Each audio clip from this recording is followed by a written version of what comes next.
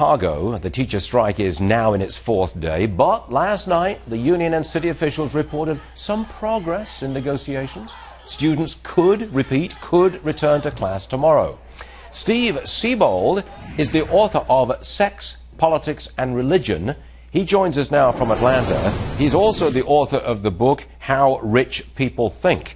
And Mr. Siebold, who joins us now, has a very strong opinion about those teachers in Chicago. You want them fired, Steve?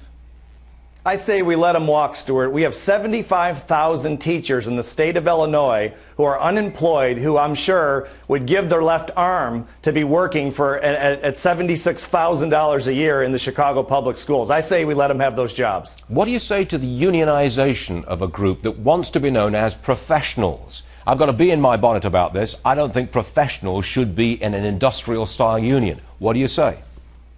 I don't either. Of course, and they are professionals. They're probably doing the most important job in America. I mean, educating our young people, except they're not educating our young people in Chicago. They're in a power grab situation, even though they're the highest paid teachers of any major city in the country. This is just ridiculous. We're asking them to operate in the free market like you and I and the rest of us. But you realize that what you want is a long, long, long way from reality. We're not going to fire those striking teachers. We're not going to replace them with the teachers we've already got who are out of work. It's not going to happen, is it?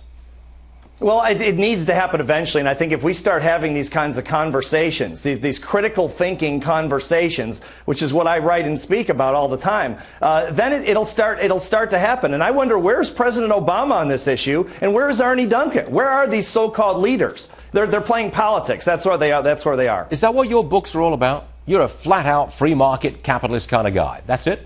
Absolutely. Free market, that's what built America. That's what's going to restore America. Are you a libertarian?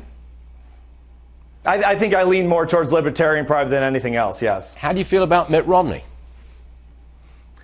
I like Mitt Romney on the economy. I don't like him on social issues. Okay. And Obama you reject completely? I like some of the social issue stands that President Obama's taken, but this is a great example of his lack of leadership. He's from Chicago. I mean, Arnie Duncan used to run the Chicago Public Schools. He was the CEO, and they haven't commented at all on this case. Where is the leadership? He's not a leader. That's the problem. Do you think there's any hope whatsoever of really true reform in our public school system? And if so, how are we going to get there? Oh, I think so. I think there is a lot of hope, but we've got to break the unions. We've got to break the grip, the death grip that these unions have on the school system. The kids are the ones who are suffering, Stuart. It's not the teachers. The teachers are making more. The average family in Chicago is earning $47,000 a year. The average teacher in Chicago is making $76,000. That's before benefits. That's a pretty darn good job. I'm sitting with Tracy Burns, a former school teacher, and she's nodding her head vigorously. You agree? You've got to break. That's a strong expression. Break the unions.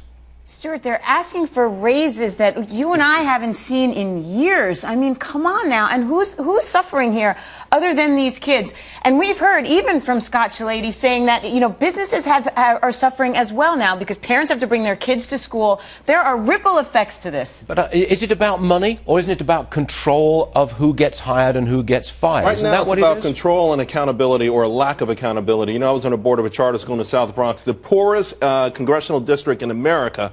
And I got to tell you something. The changes there, we started with all public school teachers, and now none of them are public school teachers. And then it's amazing, the commitment of these young teachers.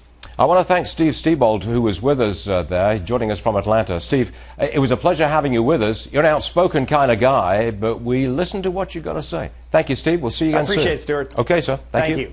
Back to Nicole.